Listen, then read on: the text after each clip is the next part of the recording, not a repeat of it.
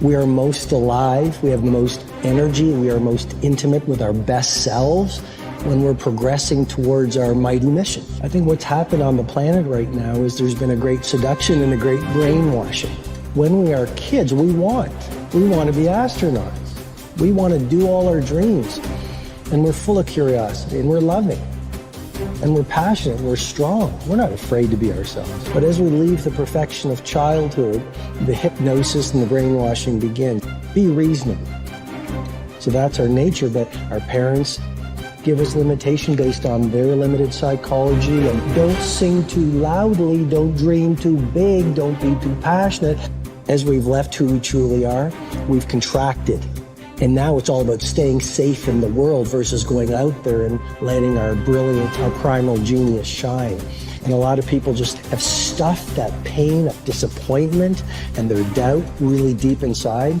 And they just are addicted to distraction and escapes because they don't want to deal with their potential that they've denied.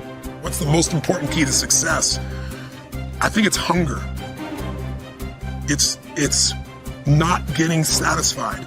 A hunger that doesn't go, a hunger to learn, a hunger to grow, a hunger to serve, a hunger to give, a hunger to create breakthroughs. Most people are hungry until they make a certain amount of money and then they get comfortable.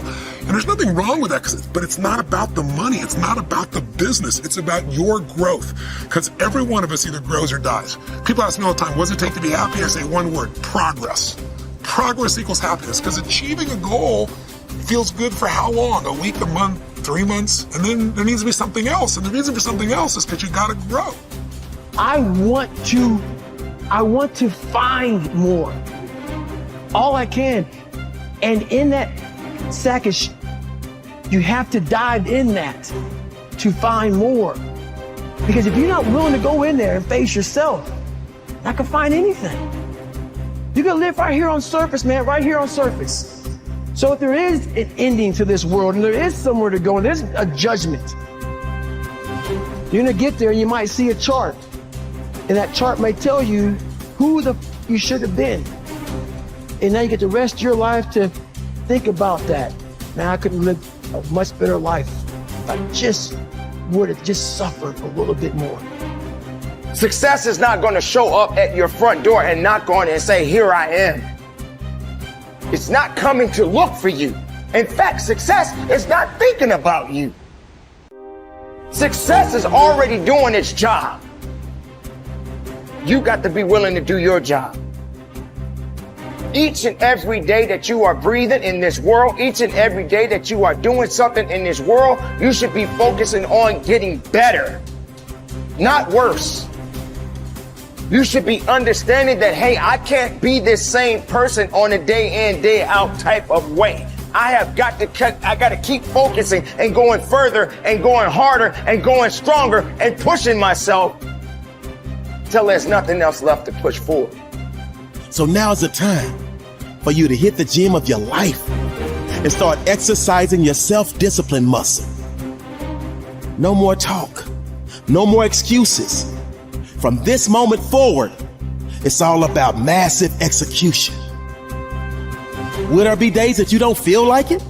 Yes. Will there be days that you want to stop? Yes. Will there be days that you want to give up? Yes. Will there be days that you want to quit? Yes. Listen to me. Quitting is never an option. We've all bought into a lie. We've bought into a lie that confidence is belief in self. And so when you're in a situation which is normal, where you don't believe in yourself, you're like, oh my God, I have no confidence. The truth is, and I want you to walk out of here with a new definition of confidence. Confidence is the willingness to try. Because when you try and you take action, what happens, and what's happened for France, is that when she sees herself taking action, what happens is she sees herself being the kind of person that takes action. So she has evidence that she can rely on herself. And that action is what builds confidence. It doesn't start with belief. The real way for most of us is not to wait to believe, but to push ourselves to act. And through the action, you will build the belief. We're built to walk uphill. And when you reach the pinnacle of the hill, you want to stop and appreciate the vision, but the next thing you want is a higher hill in the distance, because it's the uphill climb that it's from the uphill climb that we derive our value, and I mean this technically. So almost all the positive emotion we feel, especially the emotion that fills us with enthusiasm, and that's to be filled with the Spirit of God, by the way, because that's what enthusiasm means.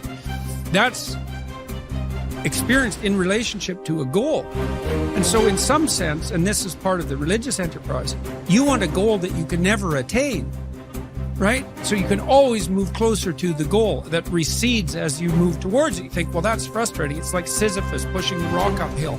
But it's not, because as you pursue that goal, you put yourself together and your life does get better and richer and more abundant.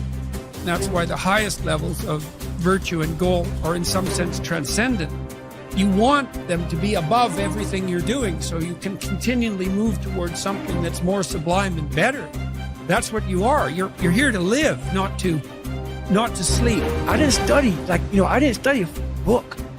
I literally put myself in a fire repeatedly, like a sword. You put a sword in a fire repeatedly and repeatedly. If you keep on doing that, you're going to get a nice sword. And then you keep on beating it. You got to beat the shit out of it. And that's what I am. Yeah. I became that. I said, okay, we can't quit. We got to figure out why you are this. Why are you this, man? What is wrong with you? What's going on here? So I kept on putting the sword back in the daggone fire, and I just beat it harder. And I beat it harder. Before I knew it, I started realizing, all right, man. The brain is starting to get hard. The brain is starting to get hard. I'm no longer a theorist. I'm now a practitioner. I put it in hell. I dissected it while it's in hell, because you can't dissect anything in a normal environment. You can't dissect anything in 72-degree weather. You must put it in the freezer and freeze the fuck out of it. And then you dissect it. Dissect it when it's miserable. Dissect the brain when all it's thinking about is, I need to get out of here, man. I want to get out of the fucking freezer. Open the door. And he said, nah, 5 more seconds, man. 5 more seconds in the freezer. And that's when you start to pick that brain apart. And that's what all this stuff did to me. I kept on putting myself back into the freezer or the fire and beating the out of myself, mentally and physically. Before I knew it, this is what happened. Ralph Waldo Emerson believed that anyone who had put their heart and soul into their work and had done their very best could hold their head up high. Merely talking about it or only putting in a modicum of effort wasn't good enough in his mind. It was all or nothing. He believed that doing your best was an admirable quality, and that although you might not always be successful, knowing that you had done all you could was often all that mattered. At least you could look yourself in the eye. This ethos is central to many youth movements, such as the Scouts and Guides, and is a great philosophy for life in general. Indeed, doing your absolute best in everything you do is something that we should all aspire to, and it doesn't matter if it's at school, university, work, or home. If you think about it, doing your best is also central to self-reliance, because it allows you not only to test your capabilities, but also helps you to learn and therefore extend them. It's only when you are at the edge of your ability that you can really test your mettle and see just how much you can depend on yourself. Only ever working inside your comfort zone or doing just enough to get by may be easy, but is rarely rewarding. And it never allows you to develop into a fully rounded person or realize your full potential. The following quote from Theodore Roosevelt sums up the essence of Emerson's point. It is not the critic who counts, nor the man who points out how the strong man stumbled, or where the doer of deeds could have done better. The credit belongs to the man who is actually in the arena, whose face is marred by dust and sweat and blood, who strives valiantly, who errs and comes up short again and again, who knows the great enthusiasms, the great devotions, and spends himself in a worthy cause, who at the best knows in the end triumph of high achievement, and who, at worst, if he fails while daring greatly, so that his place shall never be with those cold and timid souls, who know neither defeat or victory. When you are working on your next task, give it your full concentration and really put the effort in to produce the best possible end result. Even if it doesn't lead to glittering success, you should be proud of yourself for doing your very best. No man fails who does his best.